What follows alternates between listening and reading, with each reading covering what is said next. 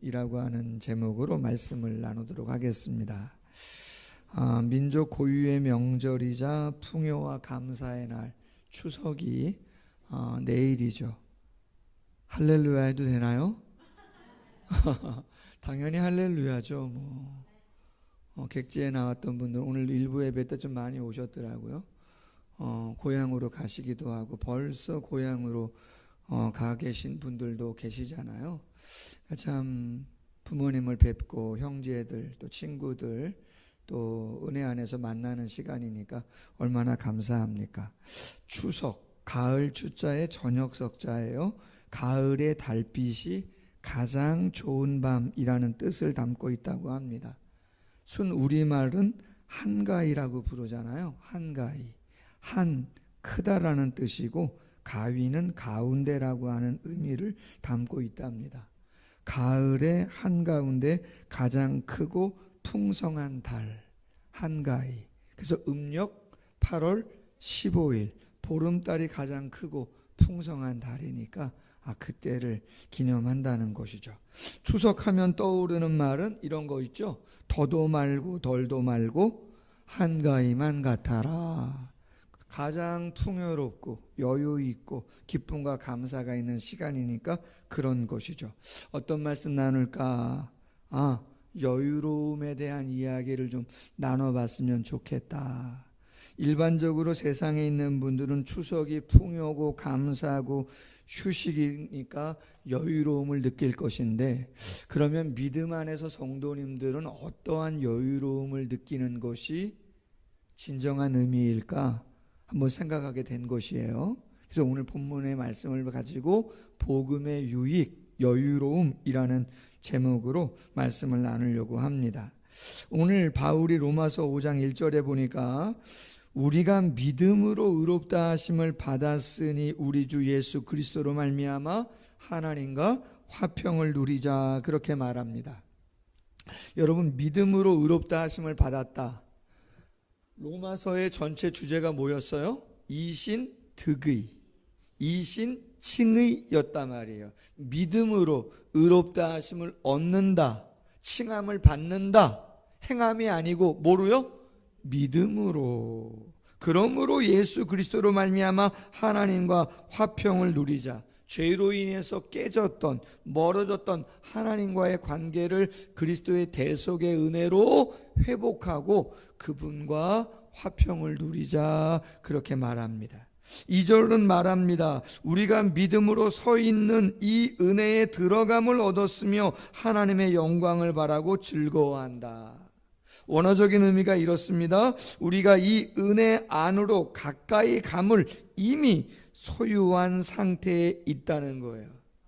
우리의 소망이 미래이지만 이미 완성될 구원을 확보한 상태 가운데 있다는 거예요. 확보한 상태다. 무엇을? 우리가 소망하고 있는 미래의 구원이 저 멀리 뭔가 애쓰고 노력해서 얻어가야 되는 게 아니라 이미 지금 이 자리에서 이곳에서 소유하고 있다는 거예요. 보장된 은혜라는 거예요. 할렐루야. 여러분, 적금을 두시는지는 모르겠지만 5년짜리 10년짜리 여러분, 그거 여러분이 부어가실 때 딱 통장이 내 손에 있으면 첫 번째 불입했을 때도 마음이 어때요? 뭔가 뿌듯하고 뭔가 되겠구나 라는 생각 있어요, 없어요? 있어요. 근데 5년 10년이야. 쉬워요, 어려워요? 5년 10년에 이런 일 저런 일 있어요, 없어요? 깰까 말까 얼마 안 남았는데 그렇단 말이에요. 그러다 보니 쉽지 않을 수 있는 것이죠. 그런데 바울은 말하는 거예요. 우리의 미래를 향한 하나님 나라에 대한 구원의 소망은 확보된 거라는 거죠. 변하지 않아요. 그것은 우리의 행함이 아니라 예수님의 십자가의 은혜와 하나님의 사랑, 성령의 능력이 확실하기 때문에 그 사랑과 은혜와 능력으로 보장된 거라는 거예요. 아멘? 그럼 누가 누릴 수 있는 거냐? 그거는 오직 믿음을 갖고 있는 신자만이 그것을 얻을 수 있다는 거예요. 믿음이 있는 신자지만 믿음이 없으면 여러분 어려워요. 야고보 사도가 이런 말을 합니다. 야고보서 2장 10절에 누구든지 온 율법을 지키다가 그 하나를 범하면 모두 범한 자가 되나니, 이렇게 말해요. 이걸 달리 해석해서 적용하면 무슨 말이냐? 잘 하다가도 우리의 노력과 애씀으로 뭔가를 이루려고 하면 한 번 삐끗하면, 한 번 기회를 놓치면 어떻게 돼버려요? 물거품이 되는 일들이 있어요, 없어요? 있다 말이에요. 하나님의 말씀을 행함으로 구원을 얻는 것은 불가능해요. 왜? 9가지 율법을 잘 지키다가 어느 한순간 율법을 어긴단 말이에요. 마음으로 생각으로 범해도 하나님은 절대선 절대의이기 때문에 하나님의 수준에 다다를 수 없는 것이기 때문에 안 된다 이 말이에요. 그래서 뭐가 필요해요? 우리의 행함이 아니라 하나님의 은혜가 필요한 것이고, 그 은혜를 믿을 때 하나님이 주시고자 하시는 복을 누리게 되어지는 거다. 뿐만 아니라 3절과 4절은 말합니다. 다만 이뿐 아니라 우리가 환난 중에도 즐거워하나니 이는 환난은 인내를, 인내는 연단을, 연단은 소망을 이루는 줄 알미니라. 무슨 말입니까 여러분? 미래에 완성될 구원이 보장된 것이기 때문에 이곳에서 누릴 수 있는 것이지만, 믿음의 성도는 미래에 이루어질 구원만을 바라보고 살아가는 것은 아니잖아요. 여러분, 현실도 어때야 돼요? 현실도 기뻐야 되고, 현실도 감사가 좀 있어야 되고, 할렐루야! 아닙니까? 편안하게 사십시오, 뭐 아니면. 그러나 저는 미래에 누릴 구원의 완성만이 아니라 이 땅을 살아가는 이 시간 속에서도 뭔가 하나님의 도우심과 은혜를 받으며 살아가고 싶은 마음이 있습니다. 근데 여러분, 성경은 정확하게 얘기합니다. 성경은 뭐 과장하거나 빼거나 그러지 않아요. 그대로 얘기해요. 뭘? 하나님의 자녀 구원받은 성도도 이 땅을 살아갈 때 환난을 경험하게 된다는 거예요. 인내의 시간을 거치게 된다는 것이죠. 연단의 과정을 통해서 소망을 이루게 된다는 거예요. 아멘? 우리가 잘 아는 모세가 시편 90편 10절에서 이런 말 합니다.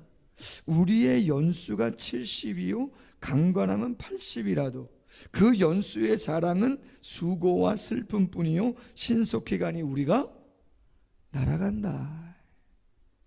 여러분, 이 땅에 누가 수고와 슬픔에서 예외될 수 있습니까? 수고 안 하시는 분, 슬픔의 감정을 느끼지 않는 분 있겠어요? 재벌은 수고 안 하나요? 아니에요 여러분.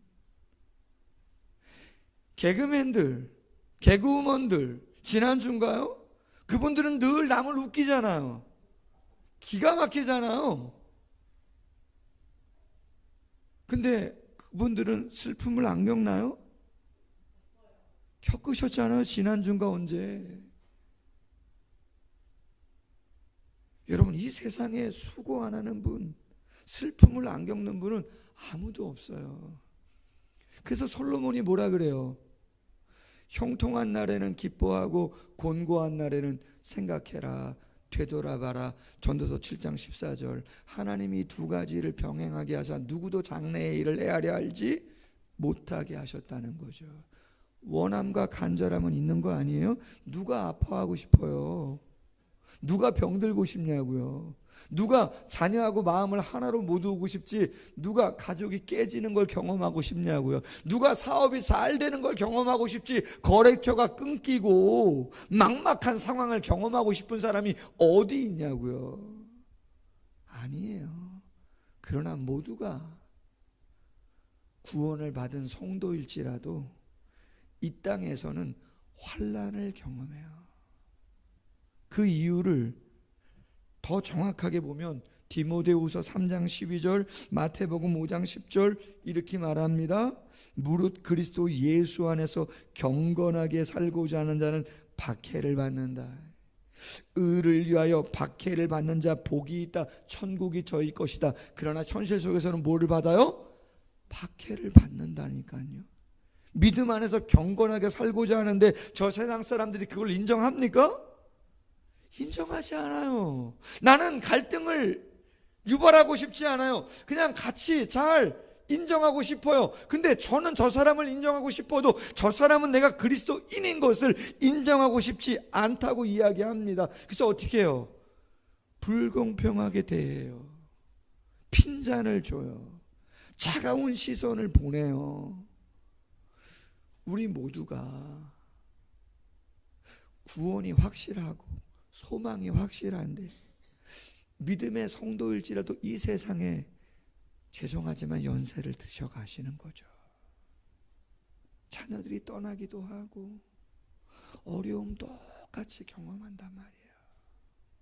그렇다면 여러분, 우리가 누리는 여유로움이라고 하는 것, 그 풍성이라고 하는 것은 도대체 어떤 것이겠는가라고 하는 거예요.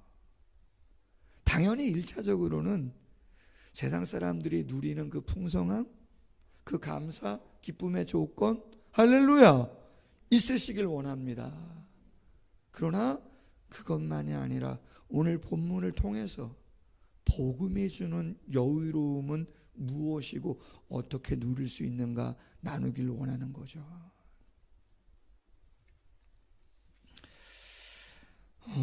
혹자가 이런 말을 했어요. 부드러움, 너그러움이라는 거, 그것은 연약함이 아니라는 거예요. 그것은 뭐냐면 모든 것을 품을 수 있는 여유로움이다, 그렇게 말했어요. 여러분 잘 곱씹어 보세요. 여유로움이 뭔가? 여유로움이라는 것은 부드러움, 너그러움, 연약함은 아니에요. 모든 것을 품을 수 있는 여유로움이라는 거예요. 자, 여유로움은 이런 거예요. 여유로움은요, 거칠지 않아요. 여유로운 사람은 거칠은 사람이 아니라고요. 여러분 주위에 참 저 사람 여유로운 사람이야, 참 편안함이 있어, 그런 사람들이 거칠든가요? 막말을 막 하든가요? 조바심을 느끼든가요? 그렇지 않아요, 여러분. 그렇지 않아요. 자기에게만 계속해서 뭔가를 관철시키려고 막 그렇게 하든가요? 여유로운 분들이? 아닐걸요? 지금 꼭 당장 반드시 이걸 안 하면 안 된다고 막 그렇게 얘기하든가요? 여유로운 사람들이? 아니에요, 여러분. 그렇게 하지 않아요.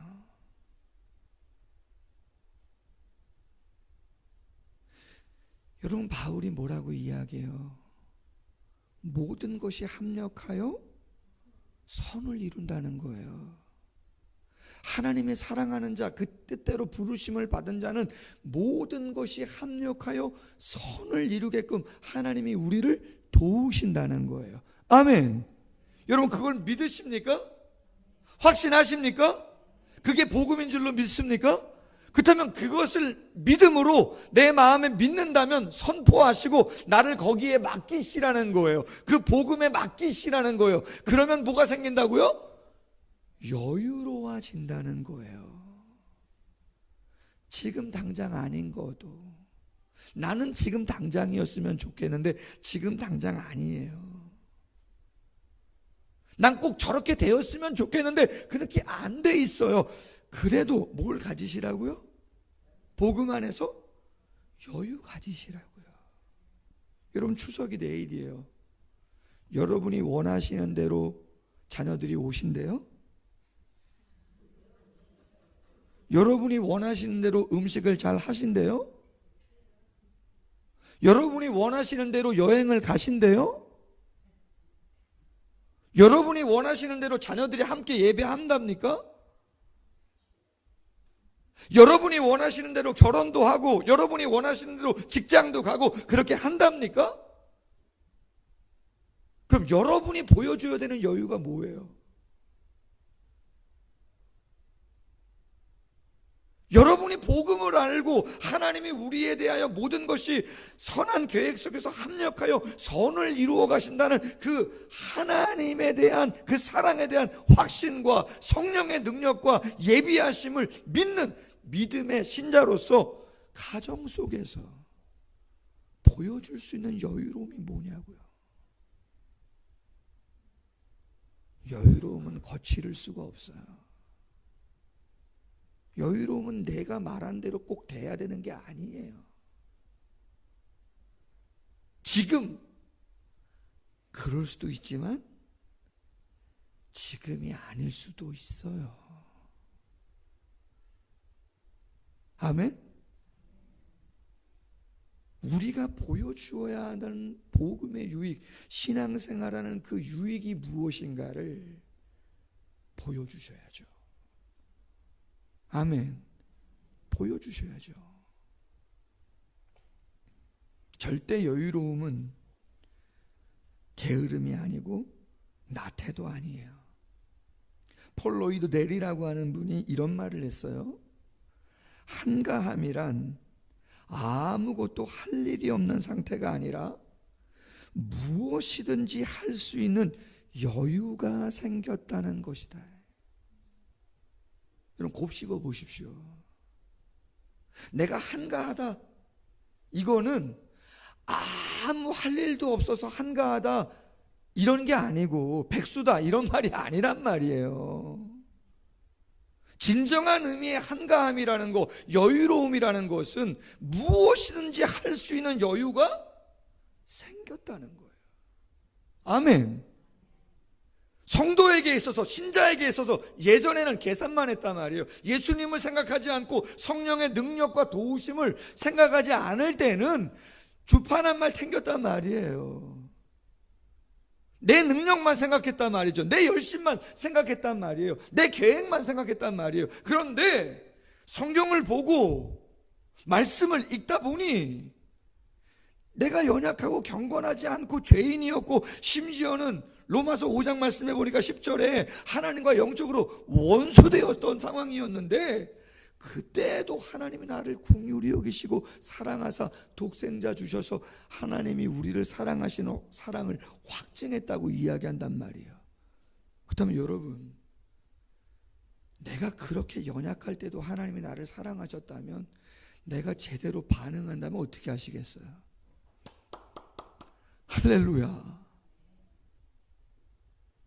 여유로움은 아무것도 안 하는 게 아니라 무엇이든지 할 수 있는 그 믿음이 생긴 거예요. 아멘. 이게 신자죠. 지난주에 저희 교회 목사님들이 좀 오셨어요. 다음 주 월요일 날이 노회, 정기 노회인데, 노회가 좀 늘 크고 작은 일들이 많아서 정치부 부장님하고 의원들, 저는 헌의부 소속인데 같이 몇 번씩 모여서 노회를 준비해야 될 일들이 있어서 모였어요. 그래서 목양실에서 식사하고 이런저런 얘기를 나누는데, 노회장도 하셨고 정치부 부장님인 목사님이 당신도 개척을 했고 교회가 성장이 됐는데 당신은 개척할 때 정말 힘들었던 게 있다는 거예요. 홍 목사님도 개척해서 여기까지 오셨는데 힘들었겠다 그러시면서, 당신은 정말 재정이 힘들었대요. 당신은 무슨 마음을 주는데, 그분도 특이하게 부지를 매입하고 그렇게 시작을 한 거예요.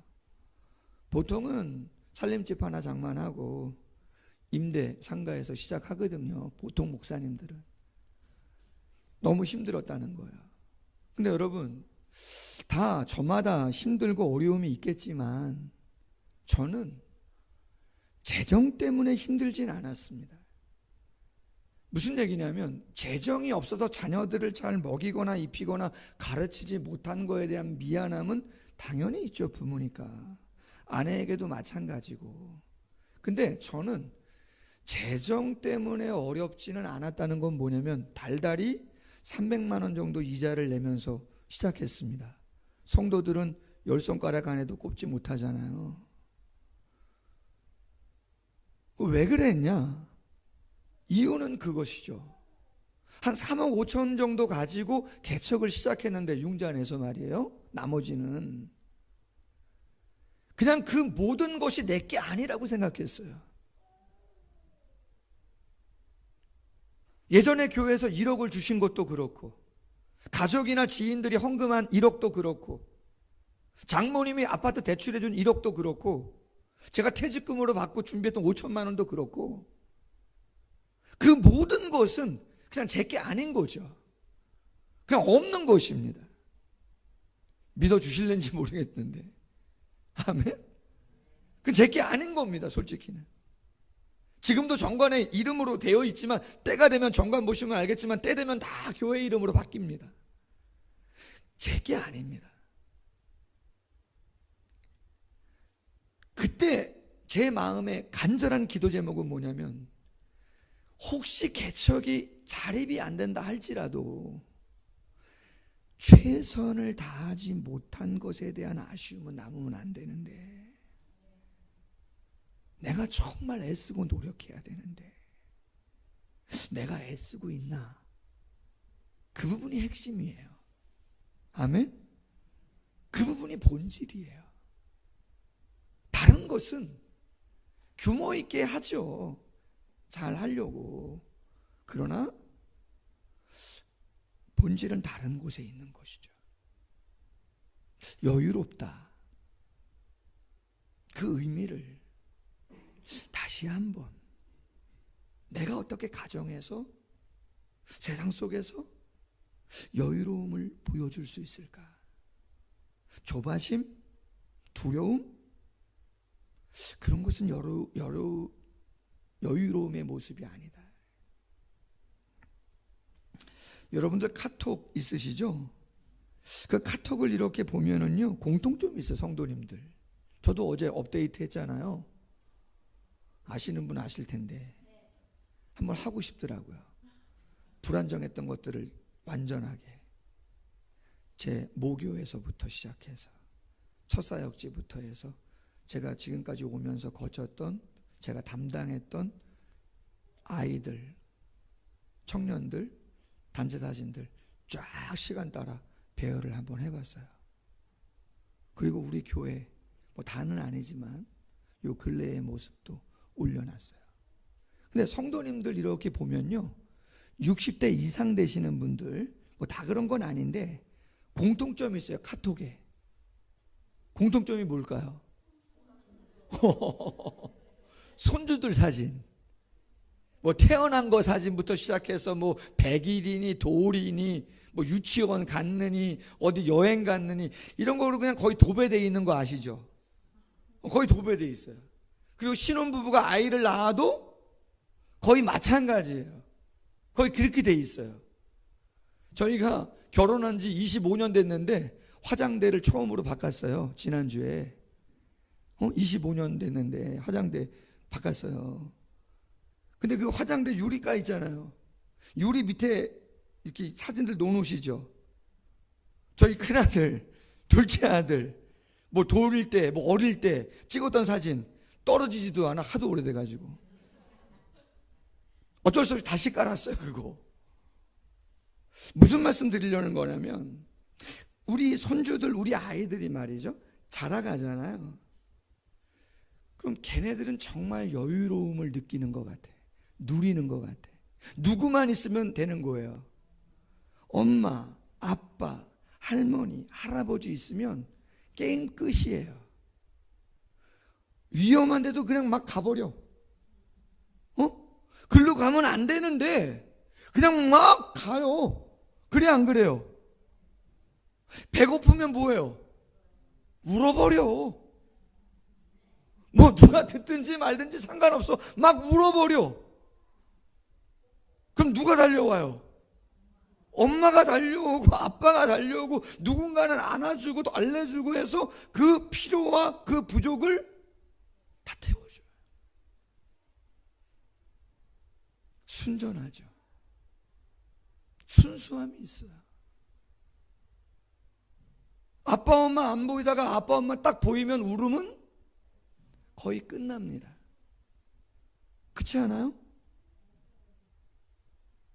여러분, 우리의 신앙이 어린아이 신앙이라고 하는 것이 미성숙을 이야기할 때는 부정적인 의미지만 신앙의 여유로움에 대한 이야기, 오늘 본문의 말씀의 의미로 이야기하면 우리는 더욱더 어린아이가 돼야 되는 거죠. 아멘. 하나님의 구원과 하나님의 능력을 신뢰하려면 우리도 많이 울어야죠. 아멘. 마지막 이야기 하나 하고 마치겠습니다. 인터넷 기사에 났던 내용인데요, 마약 아들 출소에 남경필 드디어 안아줬습니다 라는 기사예요. 여러분, 남경필 씨 아시나요? 국회의원 5번 하셨어요. 경기도 지사도 하셨습니다. 제가 알기로는 수원이 지역구였잖아요. 근데 그의 장남이 마약을 해요. 마약을. 그래서 교도소 갔단 말이에요. 2년 6개월 정도 형을 살고 출소했어요. 근데 거기에 아빠가 가족하고 같이 가서 마중을 나간 거죠. 출소해서. 기사에 이렇게 돼 있어요. 남전 지사는 이리 와봐, 안아보자. 그리고 그 장남을 확 안은 거죠. 그리고 온 가족이 다 어깨동무하고 하나님 아버지 다시 만나게 해주셔서 감사합니다. 그렇게 기도를 했다는 거예요.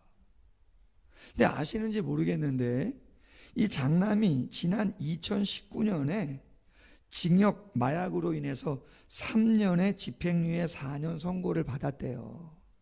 그럼 집행유예 4년 받았으면 좀 자숙하고, 그죠? 있어야 될 거 아니에요. 근데 2022년 7월에 다시 대마초를 핀 거예요. 그리고 한 번만이 아니라 8월부터 2023년 3월 30일까지 분당에 있는 어느 아파트에서 16차례나 필로폰을 투약했다는 거죠. 발각이 됐어요. 누가 봤을까요? 남경필 씨가 그걸 보고 어떻게 했을까요? 아시는군요. 신고를 아빠가 한 거예요. 그리고 법원에서 재판을 받는데 남경필 씨가 이렇게 최후 진술을 합니다. 아들이 치료를 받게 하고 싶어 항소도 하지 못하였고 연내 치료를 받는 것이 가족들의 소망이라 형이 확정돼야 치료를 받을 수 있으니 선고를 빨리 해 주시기를 요청드립니다. 재판장한테. 장남도 최후 진술에서 이렇게 말합니다. 마약 중독자의 경험을 가지고 치료 후 아버지와 같이 중독자들을 도와주는 게 저의 꿈입니다. 저 괜찮다 말이야. 격리시켜 달라고.